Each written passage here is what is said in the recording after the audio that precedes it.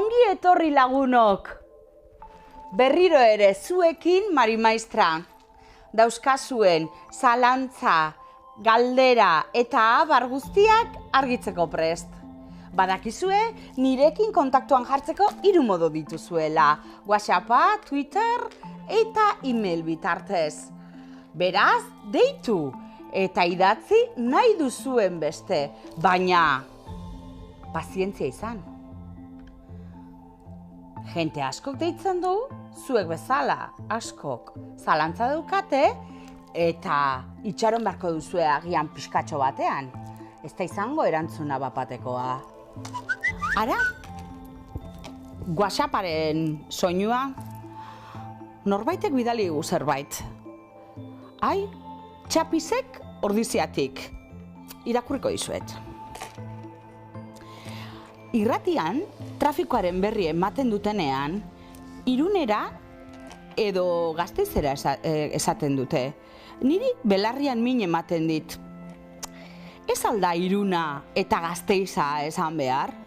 Ala oker nabil. Geroz eta gehiago entzun, geroz eta zalantza gehiago ditut. Lagundu mesedez. Txapiz maitea. Zure zalantza hori, egia esan, ondo dago. Zalantza izango duzu, baina era bietara dago ondo. Irunera zein Iruna, Gasteiza zein Gasteizera. Berdin gertatzen da, nondik deklinabidarekin. Gasteiztik edo Gasteizetik. Irunetik edo Irundik. Biak daude ondo. Era berean, nongo atzizkiarekin ere, aldaera biak daude ondo. Iruneko edo Irungo. Gasteizko edo Gasteizeko. Zuri gertatzen zaizuna, beste gauzatxo bat da. Eta ez dakit ezote didazun nahita egin. Ni aser nadin. Ez dakit, gaizki pentsatzen hasita nago, Baina, zuk ere araztxo bat daukazu. Ez baduzu nahita egin, Eta da, geroz eta gehiago entzun.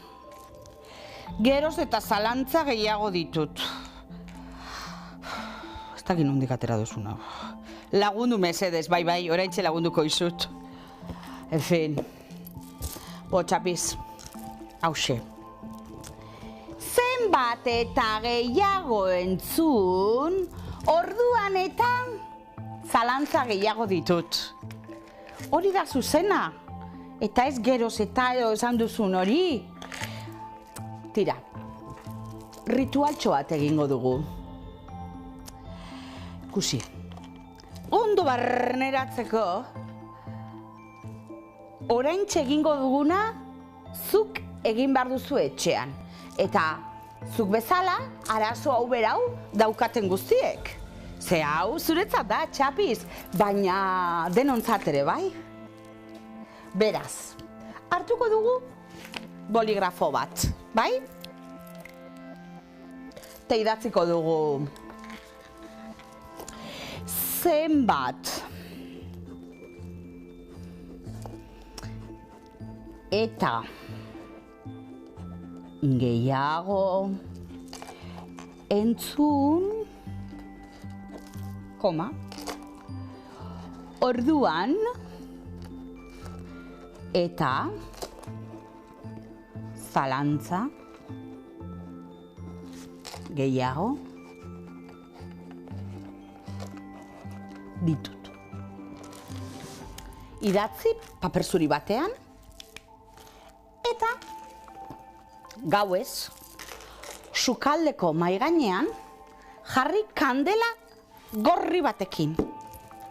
Piztuta, jakina. Piztu dezagun.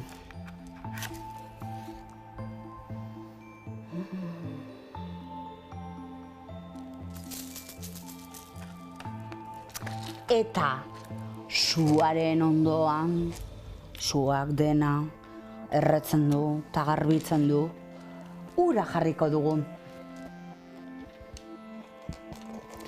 sua eta ura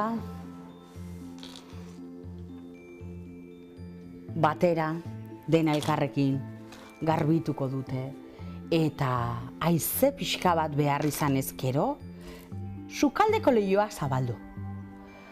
Horrela, gaueko hintza ere, gehituko zaio ritual honi, eta indartsuagoa izango da.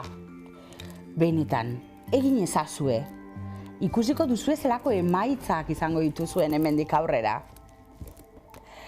Eta ederrok, txapizek egin duen bezala, zuek ere egin dezakezue. WhatsApp bat bidali, edo bestela, deitu telefonora, edo emailtxo bat idatzi. Aldudan guztia lagunduko dizuet eta. Eta ez ahaztu, euskararik onena hitz egiten dena.